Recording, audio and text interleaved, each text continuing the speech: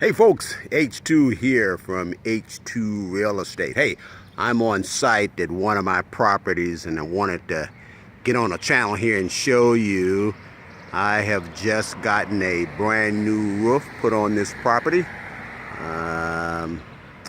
Lost some shingles in a windstorm, hailstorm, some sort of storm, but shingles fell off the roof and had to get that thing replaced. So shout out to my friends at Above All Roofing. If you need some roofing done, I encourage you to give my friend Brennan Smith a call at Above All Roofing. Did a fabulous job in getting this done thanks to his crew. They got that put on without any damage to my property, to include getting this thing put on in between some showers. So that has been a good thing for me. But what I want to tell the group here today is, are you tracking when you need to replace a roof? Who needs to pay for that is the insurance company. So, you know, shingles will last, well, they're rated to last 15, 20, 30, and I see nowadays some of them are listing 50-year shingles.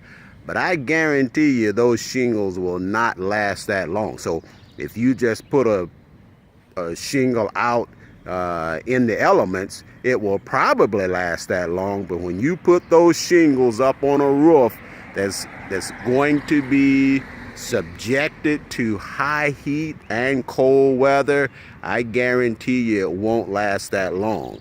So once those shingles start to curl on you and you get a hailstorm, it snaps them off, or you get some high wind, it gets underneath there and it'll rip them right off of there. So when that happens, you don't have to worry about how you're gonna pay for a new roof, because a new roof, this one, cost me just a little under $8,000. But I didn't care how much it cost, because I'm only paying the insurance deductible to have that roof done. So I've owned these properties. I own some of my properties a little over 20 years.